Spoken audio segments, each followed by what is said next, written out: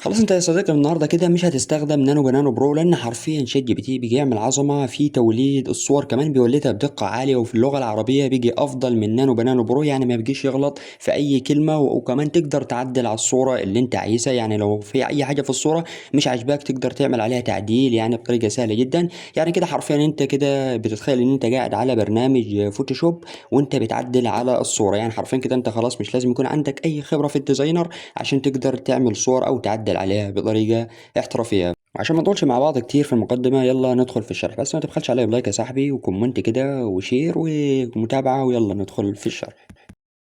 اول ما تفتح شات جي بي تي كده هيظهر معاك شويه خيارات من تحت، منهم كلمه انشئ صوره والكتابه والتحرير، بس انشئ ما. طبعا انت تضغط على كلمه انشئ صوره. طبعا هنا جايب لك شويه استكشف الافكار. طبعا لو عجبك فكره من دول تقدر تعدل عليها وتعمل زيها. طبعا احنا مش هنعمل اي حاجه من دول، لان احنا طبعا معانا برومة الصوره بتاعنا اللي عايزين ننشئها عادي بدون اي مشاكل. هتضغط كده انشاء صوره.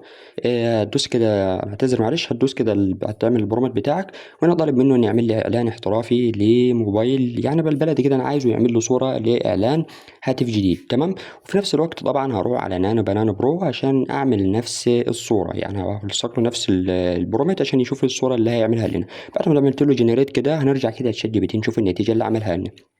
زي ما انت شايف كده يا صاحبي، يعني بص حرفيا شات جي بي تي عامل عظمه. يعني شوف كده الحك بتاع الصوره، يعني الوان الصوره جميل جدا ومضيء ومريح للعين، يعني بحيث ان انت لو شفت الصوره تقدر تتفرج عليها وتشوف مثلا المنتج ده بيتكلم عليه. زي ما انت شايف فوق اقوى اداء بافضل سعر، يعني كاتبها برضه بخط جميل. تحت كلمه اطلب الان، يعني ده لو عايز تعمل الصوره دي الويب سايت مثلا او تعملها اعلان على الفيسبوك، تقدر تنزلها عادي وتعملها ممول وتحط الويب سايت بتاعك عادي بدون اي مشاكل. طبعا جايب لك هنا في الصوره مثلا السعر قبل الخصم والسعر بعد الخصم، وجاب لك كده فوق المعالج بتاعه كام والرامات والبطارية والكاميرا. يعني كده حرفيا الإعلان عملوا لك، كمان جاب لك ضيف لك المنصات الفيسبوك الانستجرام.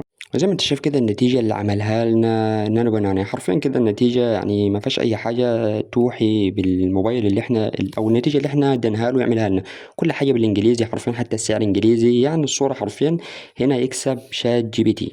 وطبعا لو انت حبيت تغير المقاس بتاع الصورة يجيب لك هنا نسبة العرض ارتفاع، هتضغط عليها وتقدر تختار اي مثلا اي مقاس انت عايزه، الانستجرام الفيسبوك اي مقاس تضغط عليه عادي، وهيحول معاك الصورة بدون اي مشاكل. هنا طبعا بعدين تضغط له على تنزيل الصورة. وزي ما انت شفت يا صاحبي حرفيا كده الشرح ما فيهوش اي مشاكل. انا حرفيا مش عايز اكبر معاك الفيديو واعمل لك مشاهد كتير وانشاء صور كتير، انا حرفيا بس وريتك الموقع بيشتغل ازاي.